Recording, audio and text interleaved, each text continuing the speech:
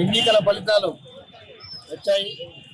West బెంగాల్లో అత్యంత దరిద్రమైనటువంటి నీచ నికృష్టమైన టీఎంసీ పార్టీని మట్టి కరిపించి భారతీయ జనతా పార్టీ ఘన విజయం సాధించడం జరిగింది.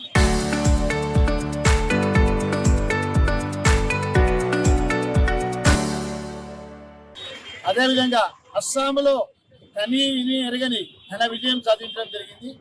అదేవిధంగా పాండిచ్చేరిలో కూడా ఘన విజయం సాధించడం జరిగింది. తమిళనాడులో ఒక నీచమైనటువంటి దుష్టమైనటువంటి డిఎంకే ప్రభుత్వాన్ని గద్దె దించడంలో సఫలీకృతం కావడం జరిగింది. రాబోయే రోజులలో దేశం మొత్తం ఎక్కడ చూసినా కూడా కాషాయ జెండా రెపరెపలాడుతుంది. ఇప్పటికే 3వసారి ప్రధానమంత్రిగా అయినటువంటి నరేంద్ర మోదీ గారు రాబోయే రోజులలో కూడా భారతీయ జనతా పార్టీని మరింత కనీవిని ఎరగని విజయపథంలో నడిపించడం జరుగుతుంది. రాబోయే రోజులలో వికసిత భారత లక్ష్యాన్ని సాధించడంలో, అదేవిధంగా ప్రపంచంలోనే విశ్వ గురువుగా భారతదేశాన్ని నిలబెట్టడంలో కూడా సఫలీకృతం అవుతారు. కాబట్టి రాబోయే రోజులన్నీ కూడా భారతదేశం ప్రపంచంలోనే అతిపెద్ద ఆర్థిక వ్యవస్థగా నిలబడుతుంది.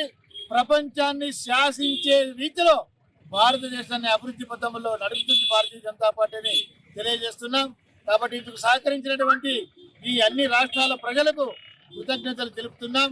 ఈ సందర్భంగా ప్రధానమంత్రి నరేంద్ర మోదీ గారికి, అహర్నిశలు కష్టపడినటువంటి నరేంద్ర మోదీతో పాటు అమిత్ షా గారికి, నవీన్ గారికి, అదేవిధంగా ఎన్నికలు జరిగిన అన్ని రాష్ట్రాల బీజేపీ కార్యకర్తలకు, నాయకులకు అందరికీ కూడా మేము ధన్యవాదాలు తెలియజేస్తా ఉన్నాం.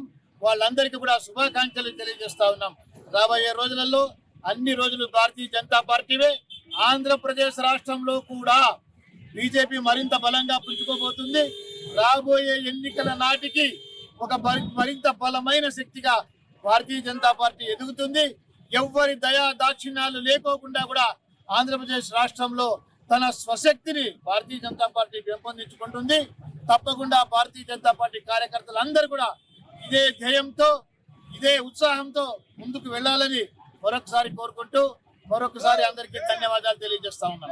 భారత్ మాతా కీ జై, భారత్ మాతా కీ జై, భారత్ మాతా కీ జై, వందే మాతరం, వందే మాతరం, వందే మాతరం. నరేంద్ర మోదీ గారి నాయకత్వం వర్ధిల్లాలి, అమిత్ షా గారి నాయకత్వం వర్ధిల్లాలి, నవీన్ గారి నాయకత్వం వర్ధిల్లాలి, మాధవ్ గారి నాయకత్వం వర్ధిల్లాలి.